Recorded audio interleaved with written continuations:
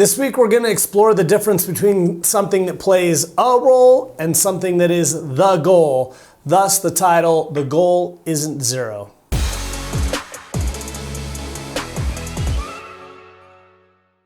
So following up on last week's commentary of things that can be true but be wrong, we're going to bring up a couple other examples, some related to that topic.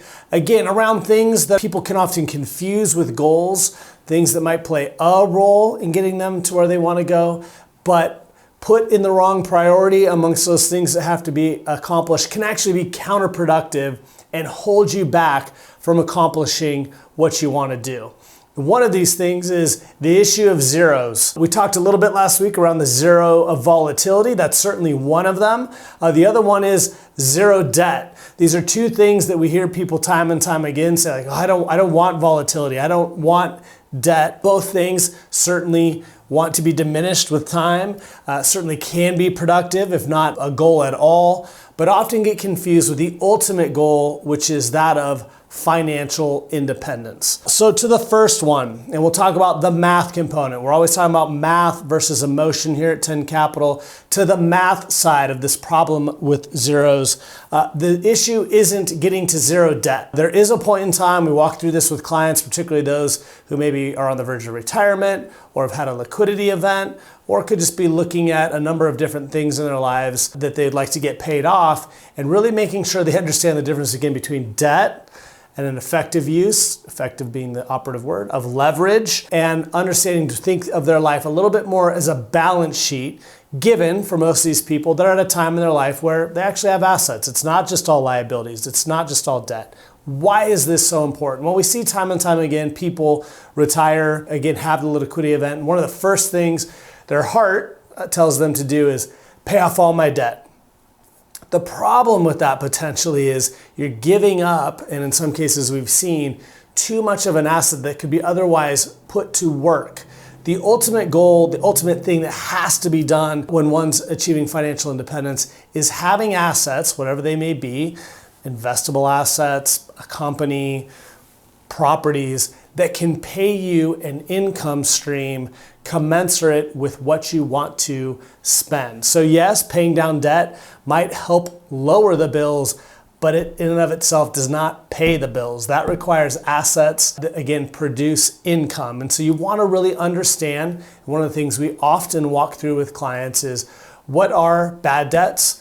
What are acceptable debts, and when can leverage be a good thing? And there are differences. It's a huge part of planning. And again, the thing we don't want to do is get so fixated off zero, totally understand, again, why your heart's telling you to do it, that we override the math, override our head, and do something that could actually be a setback, a step back from achieving our true goal, which is financial independence. The second and last piece of this math thing is once we keep these assets intact, even if we're addressing, again, different debts, making sure they map to those expenses, whether that is the servicing of an existing mortgage, just general life expectancies, or goals, dreams, super fun stuff that you'd like to do with your family. Once those things get mapped, regardless of what might be going on with different assets, debts, liabilities, the whole thing is that balance. That's when you hit that moment that, again, we're all after, of being financially independent, having that sense of security that we really want, and can understandably confuse, again, in terms of priority, the role that getting debt-free can play. The second thing is emotion. And the second thing, we touched a little bit on it last week, that people would love to zero out in their life, is volatility. This again comes from a confusion with the difference between volatility and risk. Getting volatility of any kind out of your life, pretty much impossible without introducing a bunch of risks, as we touched on last week. Reducing risk within your portfolio, something that definitely can be done in a number of ways, not the least of which is point number one, diversification. We've touched on these charts that Matt is going to pull up onto the screen here. But in short, you can see with this first one, if you're properly diversified, you're going to take a lot of risk out because, again, you don't have all your eggs in one basket, one company, one debt, one property that might not work out. It is also something, though, in our effort to reduce volatility within one's life, that can take off historically about a third of the volatility that one would experience just in being in equities alone. The second chart pulling up, again, is just how long we have to put up with the angst when we've been in those darkest moments. Think the dot-com crash, think the 2008 great financial crisis. It gets you back to even a lot quicker. In 2008, only took 13 months for a diversified portfolio to get back to even, or it took 37 months if you were just in equities alone. So do we want to diminish volatility in the same way that we hope to diminish our debts over time? Absolutely. What we don't want to do is get so focused on zero. Think again, don't hit the tree, don't hit the tree, don't hit the tree when you're skiing. That's not the goal. Ski is ski to the open area.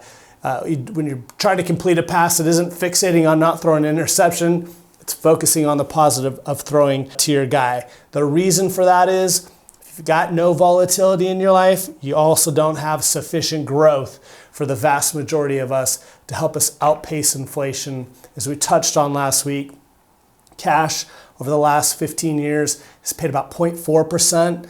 Inflation, even when it was modest, averages around 2.3 over that 15-year time frame. That's a 25% erosion in purchasing power, which is the real risk. The real thing we want to make sure we don't zero out is our ability to take care of our loved ones, ourselves, and do all of those goals and dreams that we have. So with that, lots of things that can be a part of your plan. Reducing debt, reducing volatility, that are good in and of themselves, but can't be the priority. The priority, the thing that everything needs to map to ultimately is, how do we get you to a place of financial independence? How do we get you to a place where you have sufficient assets, producing sufficient income to meet the needs that have been designed and planned for? And it is getting those three pieces that we see a lot of people avoid that, again, really are the keys to getting them where they want to go. You need help with any of that, you want to cover any of that again, we're here for you at any point in time. Thanks for watching, as always.